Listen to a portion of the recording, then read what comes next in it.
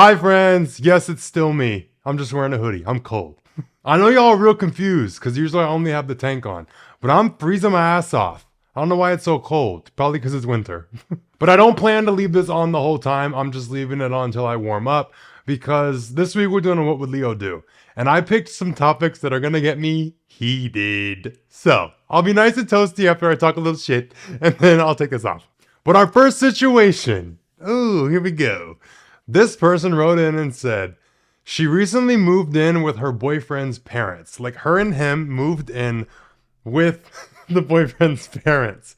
And she said that the parents make homophobic comments, racial slurs, and they're insensitive culturally all the time. Like they're constantly saying slurs and like being rude and disrespectful. And they basically are saying they're very uncomfortable with it. They're trying to change the parents' minds. They're stuck in their ways. They're not being any different. What would Leo do? And this is the wrong question to ask me because Leo would shut up. Leo would absolutely know his place and shut up. I don't mean to sound rude, but you are staying in the parents' house that they pay for. They pay the bills for. They can do whatever they want in the house. The argument here, I'm not condoning what they're doing and how they are. I'm just saying, for them to be in their own home, doing what they want to do, being who they are, they're free to do it. No one should come into your home and make you feel uncomfortable about anything, especially if you paying the bills. It's like if somebody moves in here with me and tries to control me and what I do. Stop wearing so much black. No! But like I said, I'm not saying or defending them because they're right and that what they're doing is okay. Not saying that at all. I'm just saying you have to know your place in situations like this. Who is caught on fire right now? There's a fire truck driving outside my apartment.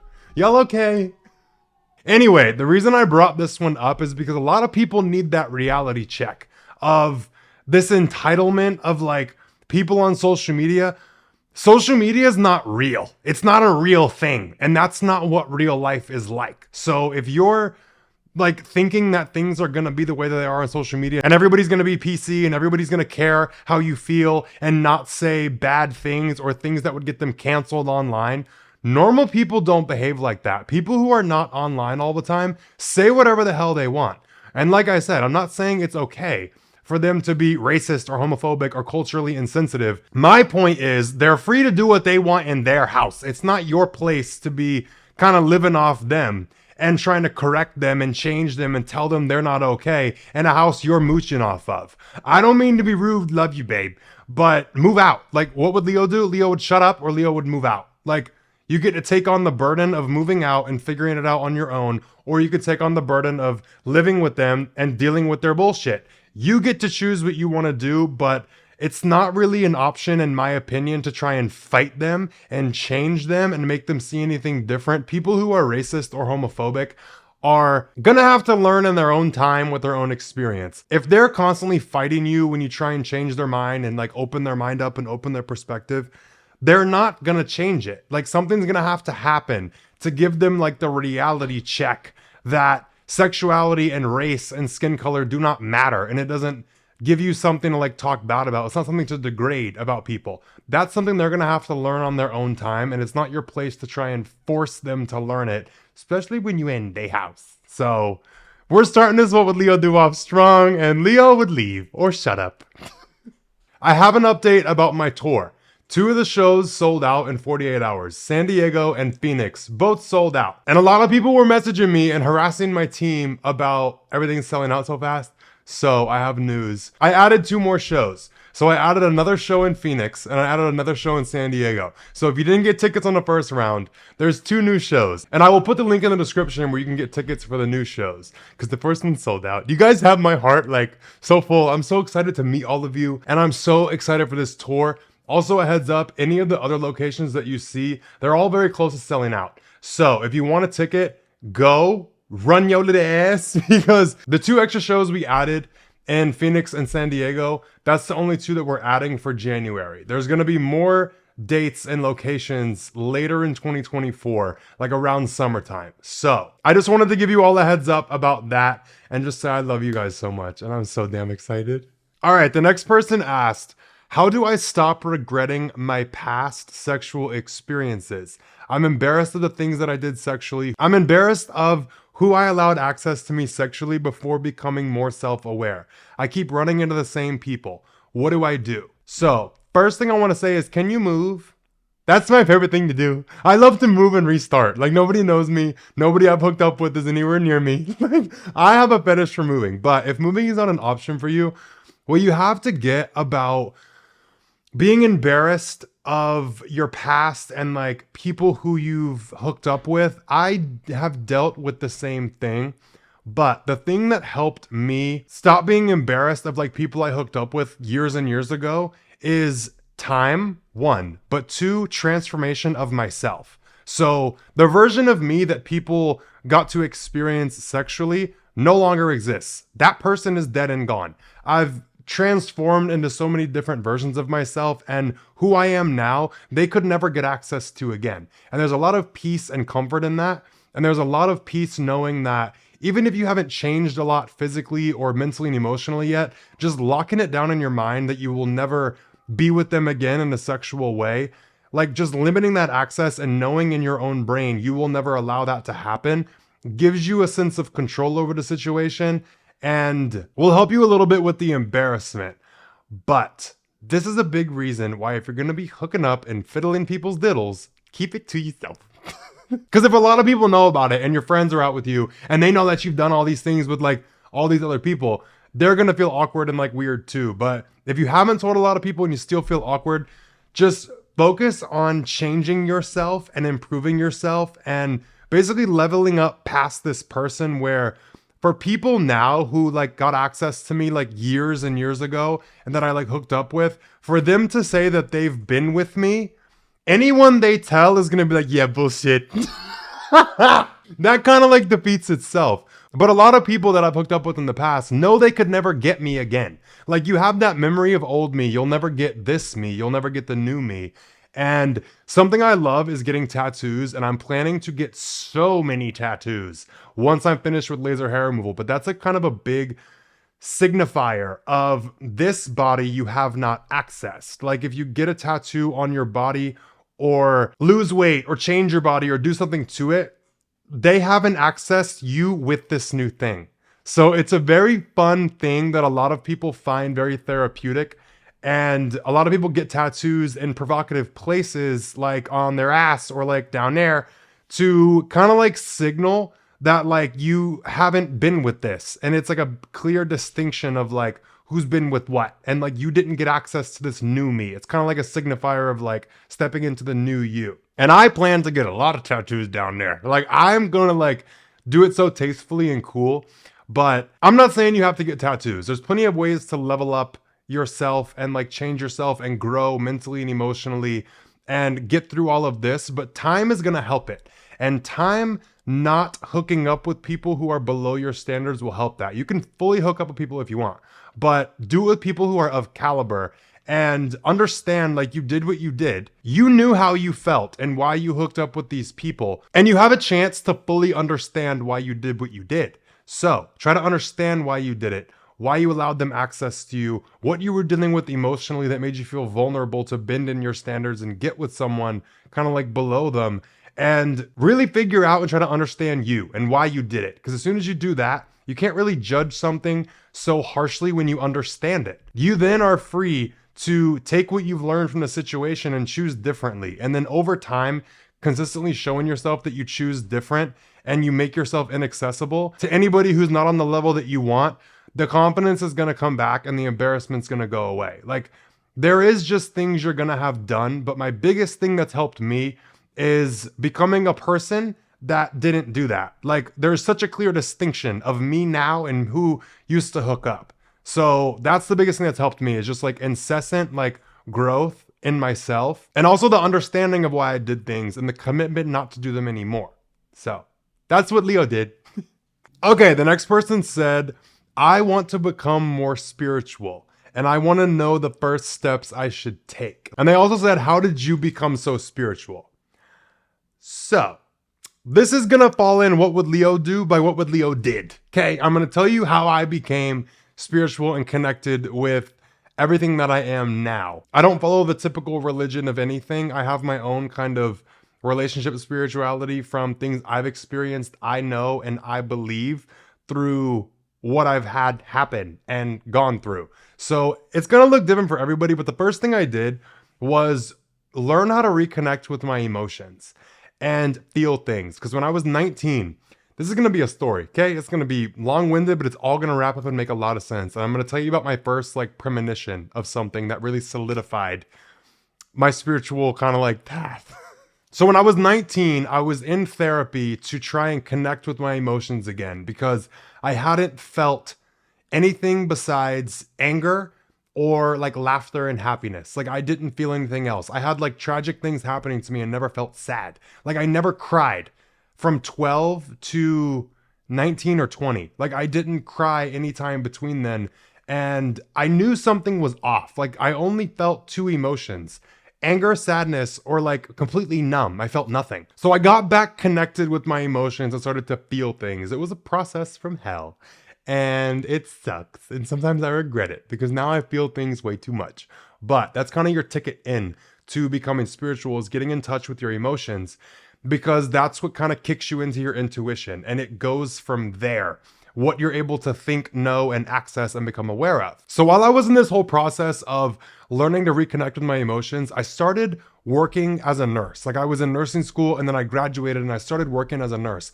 And I absolutely hated it. Like I hated everything about it. When I was in school, it was nothing like when I actually became a nurse. And when I was like precepting at this certain hospital for 6 months before I started working there, completely different.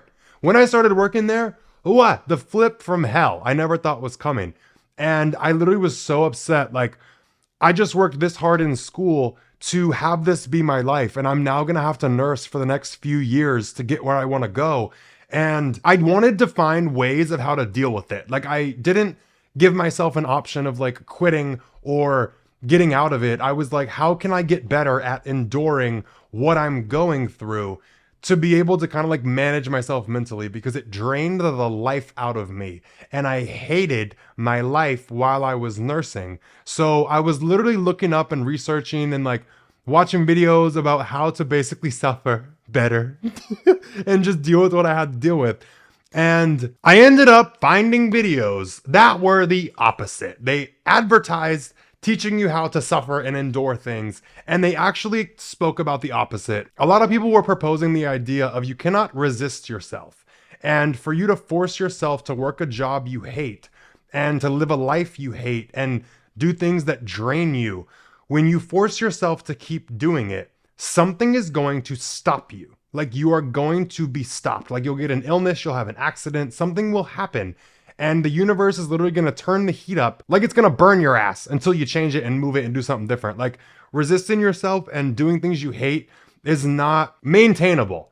And for me to try and look for ways to do that was leading me nowhere. Like to just force myself to know I'm unhappy and to force myself to do it and not follow my desire for something else felt like hell. And it got worse and worse and worse the more aware I became and the more I looked into this. So I kind of was like breaking into a new perspective. Like, okay, if following the way that I feel is supposed to take me where I want to go, and like life is not happening against me, like me working this job and working so hard for this thing and getting to it and then working it, hating it, was not happening because I was being punished or it was bad. It was like I'm being guided away from it because it's not what I meant to do. When I tried on that perspective for a second is when I kind of had my first like premonition.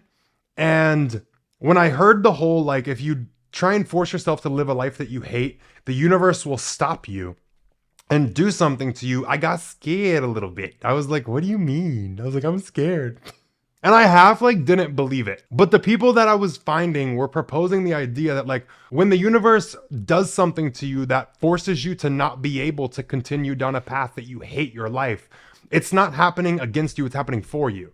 Like that really like cracked something in my brain. But basically, my first little premonition I had that like changed everything was I used to have an electric skateboard. And when I would be going through things or feeling things or just be like overwhelmed, it was like how I would just go chill and like escape for a minute. I would just go ride my little skateboard downtown Pensacola, Florida, where I used to live, and just like be in my thoughts and hang out with myself. And I was doing it a lot because I hated my job. Like I hated it. And I was like, I need to just go veg out on my days off and clear my head and just kind of like be in the dark and be at night. I used to love going late at night, like 3 a.m. was my favorite time. But I was getting ready one night to go ride my skateboard, and I was putting my little sneakers on, I put my shorts on, put my little t-shirt, was getting my bag ready because I always carry a bag because I have a lot of things. And I all of a sudden like walked in my bathroom, and it was like when I walked through the door frame, I like saw this flash and like this visual of myself on the skateboard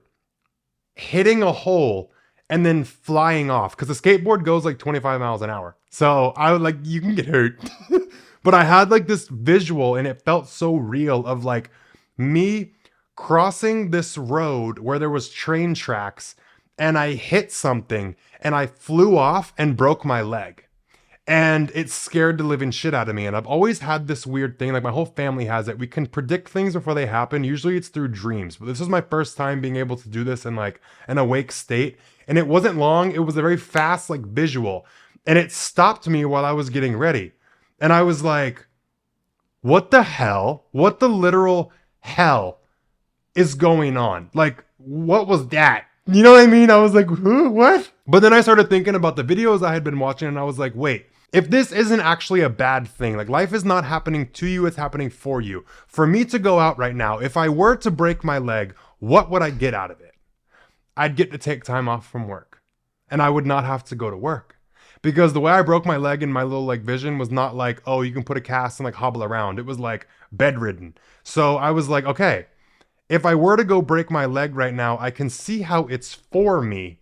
And this kind of weirdly makes sense. Like something makes sense for the first time. Like I don't feel like that would be a bad thing, because I would get an excuse to not have to do this thing that I hate. And so I just kind of like had that awareness, and I was like, whatever, I'm going to ride my skateboard anyway.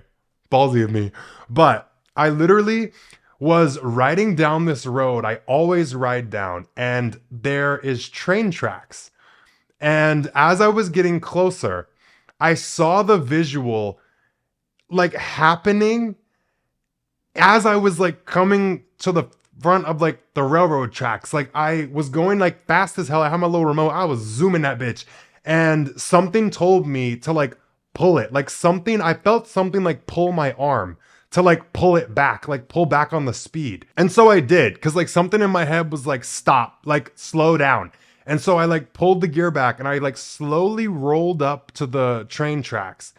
And they had just laid new, like flat, I don't know what it was, like these rubber mats all over the railroad tracks. And I had rode over this plenty of times. I knew it was flat.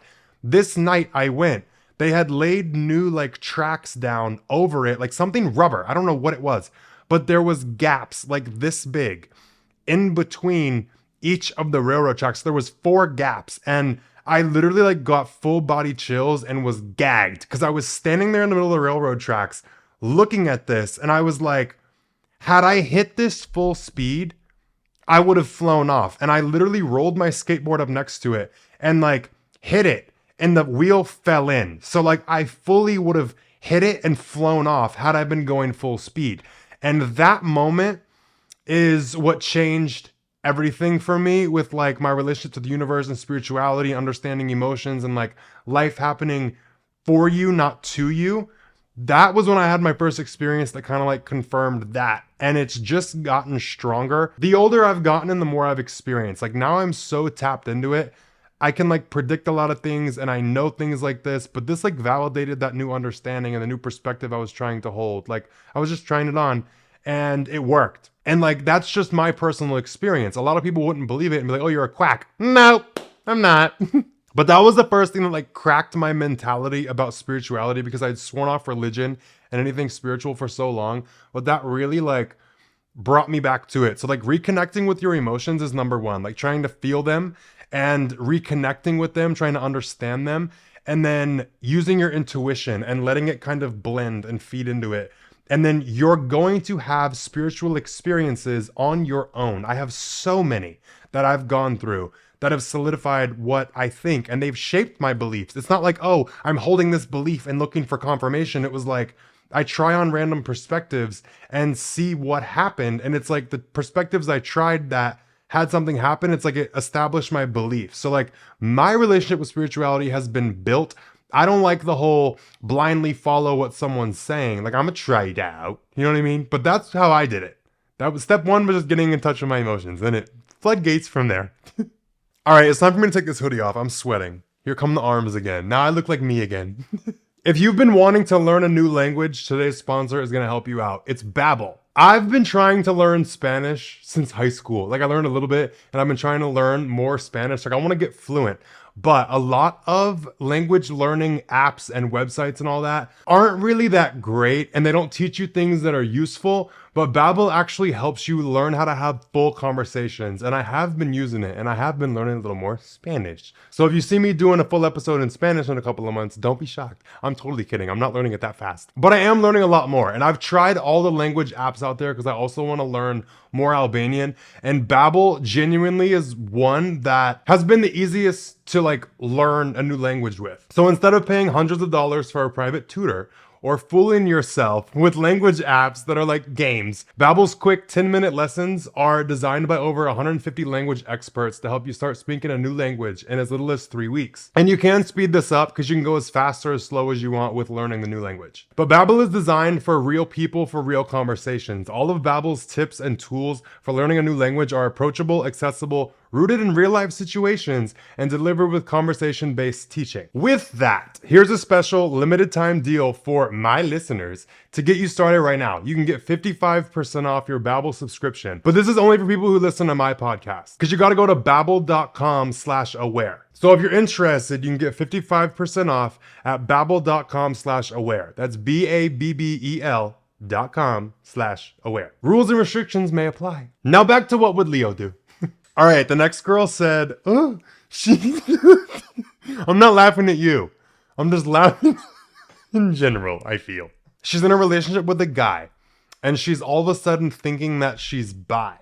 And she's basically like, do I tell my boyfriend or not? And there's a couple of things you want to check in with yourself before.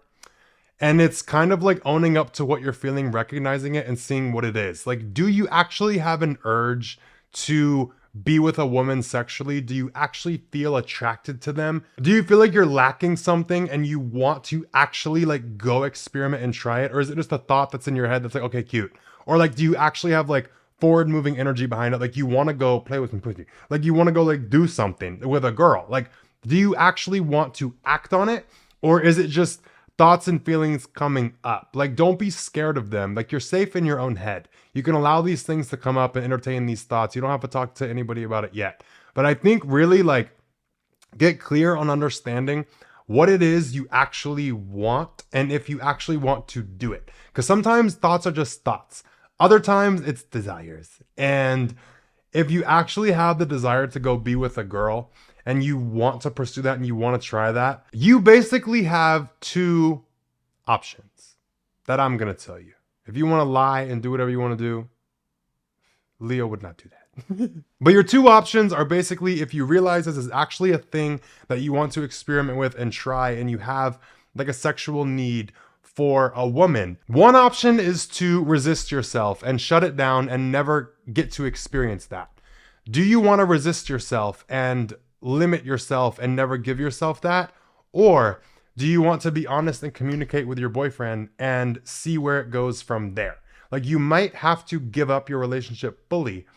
A lot of guys are into threesomes. A lot of guys are into like a lot of stuff like that. Some people are very comfortable with their partner being bisexual. Some people aren't. So this is a big thing where honoring yourself and following your desires could rip up and ruin your entire life. Like, you might have to leave this relationship. But if you're with someone, I fully encourage you to talk about it with them. Like, I fully would talk to my partner about anything like this with them because they deserve to know what's going on. With a partnership, you're not left to deal with anything alone. In my opinion, in my ideal relationship, we deal with things together. Like if I have a feeling come up, if I'm sorting it out on my own and I want to ask you for help and I want you to like share this with me and help me get through it, we're doing it together. You have a partner to lean on. You have someone to help you through things. You don't have to face things alone anymore. So talking to your partner about it, he might be very understanding and very helpful. And even if he does want to end the relationship and wouldn't be cool with it, he could help you come to terms with it and be there for you and be a support for you while you go experience that. Or maybe he's into it and maybe he'll want to play with some stuff too. Maybe he'll want to join you. Or maybe he won't even want to like touch another girl and you'll just get to do it and he'll get to watch and like be there. Like people are into a lot more than you think and people are a lot more accepting and open than you think. So I would say give him the chance to work on this with you, but sit with yourself first and figure out what it actually is. And if you truly have this desire and this attraction to women, or if it's just the idea, or like it's just something running around in your head. Like if you actually feel like forward momentum of like, I want to do this. And if I don't do this, I feel like I'm suppressing something. Explore that and then talk to him about it. I really wanted to give it to you straight of like, you have two options. You can reject this part of yourself and resist it for the rest of your life and neglect yourself, or you can follow it with or without him. So there's your options that I'll give you. All right, the next person said, I seem to only be attracted to people who aren't attracted to me. What would Leo do? So Leo understands that if you only have a heightened sense of attraction towards someone when you find out they are not attracted to you, it's not that you're actually attracted to them. You now have validation to get. Because if someone's not attracted to you and you all of a sudden feel so attracted to them, what you've now like put in their control is your ability to feel attractive, and it's now with them. So becoming attractive to them is how you're going to get the validation that you are attractive, and you want that validation. You're now on the hunt for the validation that you feel like was just stolen by them not being attracted to you. You might not actually be into them. And that's where a lot of people get caught in sticky situations and be hooking up with people they should be hooking up with. But this can turn into an obsession. And there's a lot about the whole process of taking someone who's not into you and making them be into you. It's such a reflection of value of like, I was able to do this. It's like the most validating thing. It's like gay men who hook up with straight men and they seduce someone and finally get someone to want them. Like for a gay guy, that's the ultimate reflection of attraction and value and feel good. Because if you're a gay man, me, and there's a straight guy who's not into you, not into your gender at all, and you are able to convince him to be with you and be attracted to you and hook up with you, like you just bent all of your preferences and what you're into. Like your desire from you was so strong, it changed everything about you and what you like and what you want. And I was good enough and I was something special that you were into. It's like the ultimate validation of worth, value, attraction, like every single thing under the sun. That's why so many gay men pursue straight men, because they don't understand the emotional needs being met when you kind of convert someone, or you're special enough for them to bend in what they like for you because they like you enough to bend it. See? So my advice to you is understand everything I just said, plus look at your attraction to people. Are you actually attracted to them, or are you just trying to get validation? And what if they never were attracted to you? Why are you going to be so hung up about it? Because that validation lives there. So I want you to sit with that and see what you come up with. But that's like the biggest thing I've found with things like this. And I want to do a whole podcast episode about rejection. I don't know if I've done one or not. Have I? I didn't know. I'm going to look and see. And if I haven't done a podcast episode about rejection, I'll do one, because that kind of fits in that. But I have a lot to unpack there. Okay, the next person wrote in. I love this bitch.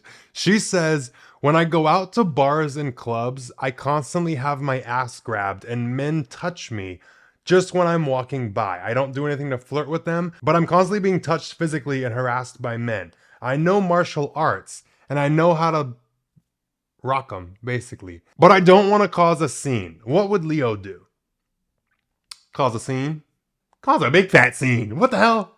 So there's two ways you can kind of go about this. My biggest thing with causing a scene is basically training people with embarrassment. Like if you make a scene big enough, you will traumatize this man with the amount that he feels embarrassed that he will not touch another girl again. Like some people and some men just have to be taught that way. But some people do have beliefs, and a lot of men have beliefs where they think that they are allowed access to women's bodies and it's not disrespectful and they can just look and touch if they want. And they need to be trained differently. So if they get enough negative reactions from girls, that will do it. But also there's a flip side of that. Acknowledgement from pretty girls and acknowledgement from girls is better than feeling invisible. So they might do things knowing it's going to provoke you to get a reaction. So you might be in a catch-22 with trying to train them with embarrassment and give them the scene that they want. You never know who you're dealing with. You don't know what sick like satisfaction they get out of it. But okay, wait, I just thought of something good.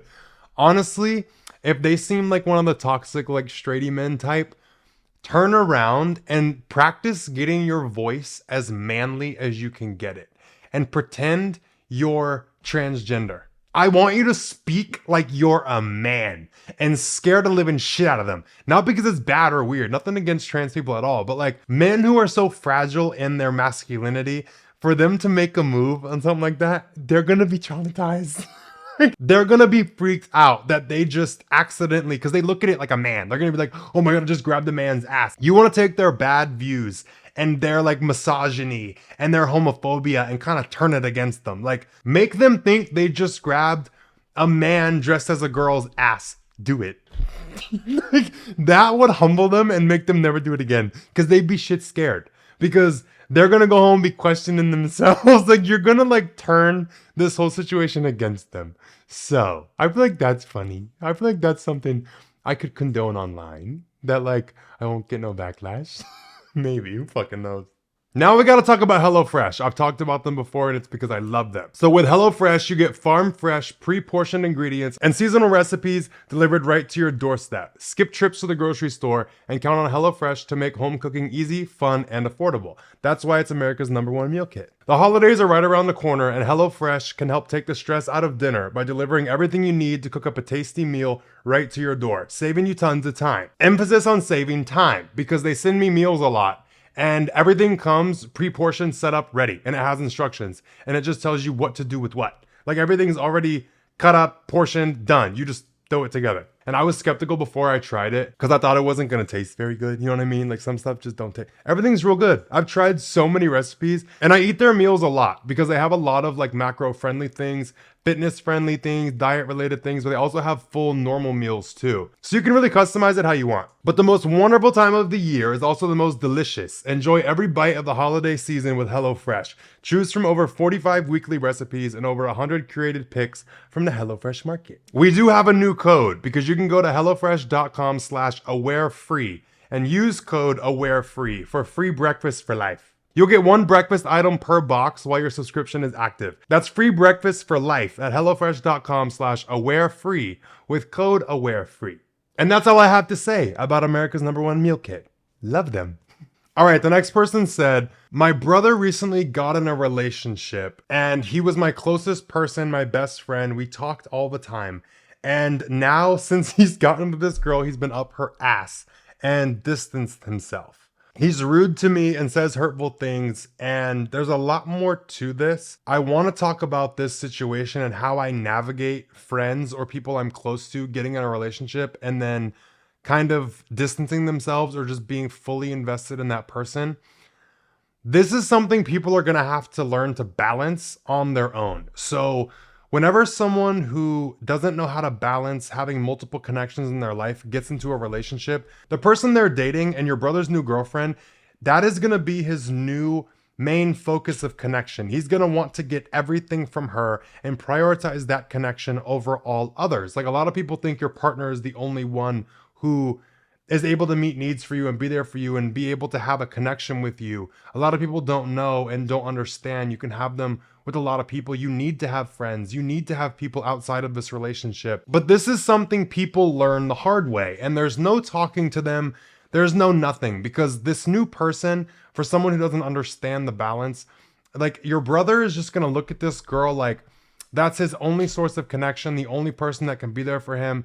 A lot of people get in very deep emotionally with their partners and it infects their mind and they get obsessed and they fixate, and that's where all their time, attention, and energy is in, because they want to stabilize and maintain this connection, because they're not looking at the other connections that they have. But your brother is going to have to experience losing her and then having no one to understand how to make this balance and keep this balance. Because when he loses this girl and realizes he's no longer close to you, no longer close to his friends, no longer close to your parents, he's gonna feel so alone and isolated, and he's gonna try and repair these relationships with you guys. And if he does that and gets close with you again, he is much less likely to leave that again, because he's gonna experience the loss of the connection with this girlfriend and then have nothing, rebuild this connection and feel a sense of connection with everyone in his life, and then understand a partner is not your only sense of connection. And he's going to learn how to prioritize and make sure to maintain other connections in his life when he gets another girlfriend. This is something people have to learn the hard way, and it's something I had to learn the hard way. I had to go through this too, with having my relationship being so bad and like toxic that it absorbed all of my focus, time, effort, and attention, and I neglected everybody else. And when I left this motherfucker and had to go back to like nothing and having to rebuild all these connections, I learned for all future relationships, I'm giving attention to all of them, but there is no talking to someone in the moment. Like there's no talking to them while they're in it usually. And this person wrote that she's tried to talk to him and it hasn't worked or been productive. So this is where I'm saying this is someone who cannot be talked to. He's just gonna have to fall on his ass and have no one to pick him up. And then he'll come back to all of you. And then he will learn this valuable lesson of one connection does not replace all of the other ones in your life. And you need all of them, because if you lose one and you have nothing, that's how you get trapped in the whole going back loop. And you never feel like a sense of connection again because you think it lives in just this one person that you lost. So that's just something you're going to have to sit there and deal with. And I'm sorry you're going through it. He's going to learn. It's just going to have to be the hard way. So distance yourself, deal with being upset, deal with feeling bad. But when he does lose her, be there for him and see how that goes. If he hasn't done anything to like fully make you want to cut him off, like just distance yourself and then feel it out. Okay. Okay. The next person said, basically, I have two guys that I'm interested in and I like them both a lot. And they're both great, and I see a future with both. How do I choose one? And do I have to choose one? What would Leo do? Ooh, baby. Okay, so it's very common for people to date multiple people at once. I'm not someone who does this, but this is very normal, and it's kind of like a safe thing to do when you're casually dating to play the field. A lot of people like to do it, but if there's no titles, and neither of them have like locked anything down or voiced to you, I don't want you seeing anyone else, then you're kind of free to figure out and get to know each one and see which one you like more. I'm going to give you a tip in a second about how to figure out which one you like more, but do not let these guys know about each other. Do not let people know you have options. Please do not. Because if you have someone in front of you who's really into you and really down for you, and they find out you have another option and you're entertaining someone else, they might cut you off. I absolutely would. And I have many times with people. As soon as I know I'm not the only person who has your attention, you're gone, you're cut, I don't give a fuck. So my biggest thing is like, do not tell either one, and do not let either one know you're talking to the other one. Okay, we're just gonna keep that between us. But the way you can figure out which one you want to pick, or like which one you actually want to be with, is think about if they ghosted you. Who would you be more sad ghosted you? Which one would you be like, damn it, I wish it was the other one? You know what I mean? Like, which one would you be more upset if they both ghosted you? Which one would you be more upset about losing? And another way you can kind of figure this out, and I love to make decisions like this to figure out what I actually want, is get a quarter or like a coin and like heads or tails. Assign one guy to one side and another guy to the other and flip it. Like throw it in the air and flip the coin. And whichever one it lands on, tell yourself, that's who I'm going to choose. Like, universe, you can pick. And while the coin is in the air, pay attention to which one you hope it lands on. And before you pick it up, just pay attention to which side you hoped it landed on. And that's the one you should probably pick. Okay. Okay. The next person said, it's a guy. He has a girlfriend and said she keeps talking about her ex. She gaslights me and says, no, I don't, when I confront her about it. And she makes me feel bad for even bringing it up. What would Leo do? So first thing is pay attention to how she talks about the ex. Is she talking about him in a good way? Or is she talking about him in a bad way? Is she talking about him and criticizing things that he did? Because you can get a lot of information through that. Someone talking about their ex a lot, it shows that they're on their mind a lot, which I would not be cool with. I don't want you talking about no goddamn body you've been with before. Like, unless it's applicable to a story or gaining understanding about you and why you are how you are, then I want to know everything. But for someone to just be talking about their ex a lot, definitely weird. It definitely raises the question of like, why is this person on your mind so much? You know? But my biggest thing with saying, watch how she talks about the ex. Is she expressing needs she has and needs that are unmet or were unmet? Because you can kind of tell a lot about what's going on there with her and get to know her more about it. Like, this might be a subconscious way of her exposing things and explaining things and revealing things to you. So pay attention for that. But also, don't ever feel bad for bringing that up, for asking why the hell are you talking about him so much. She keeps gaslighting you and says, no, I don't, because it makes her uncomfortable to face the fact that she is talking about him a lot, the ex. Hearing about the ex all the time makes you uncomfortable. But when you bring it up and say something about it, it makes her uncomfortable, but she don't want to deal with that. She just wants you to be uncomfortable. No, we're sharing it. And if you're making me uncomfortable and you don't want to address it because it makes you uncomfortable, guess what? I'm not shutting up neither. Just like you wouldn't stop talking about your ex, now we both going to be uncomfortable. Now what? We're going to talk about it or I walk. That's kind of my approach to it. Like, for you to be uncomfortable and bothered by something and she don't even want to pay it no mind shows a major disconnect. And this situation is kind of tricky, but really not. Her not caring that you're uncomfortable by something she's doing says a lot. She can't even own up to the fact and look at what she's doing to cause you to be uncomfortable. Red flag. Red flag as fuck. Be prepared to leave, but don't stop nagging her about it. Don't stop like bringing it up. If something makes you uncomfortable, voice it. And if it keeps being met with gaslighting and no, I don't, and rejection and like denial and all that, okay, I'm gonna go be with someone else then. Okay, ciao. And that is all I've got for this episode of What Would Leo Do? If you want a chance to have your situation put in the next one, have me read it and tell you what I would do, I'll put the link in the description where you could submit what you have to say. It's all anonymous. I don't know who writes anything. So you're safe there. But tour tickets are in the description. Also, my social media, links to everything you need will be in the description. And if you enjoyed this video and you're watching it on YouTube, leave it a thumbs up and hit the subscribe button. What are you doing? If you watch me this far, that means you like me. So stick around. And if you're listening to the audio version on Apple Podcasts and Spotify, leave me a 5-star rating. Just cuz this time. Just cuz. Thanks. But everybody be safe. Take care of yourself. And I will talk to you guys next Sunday.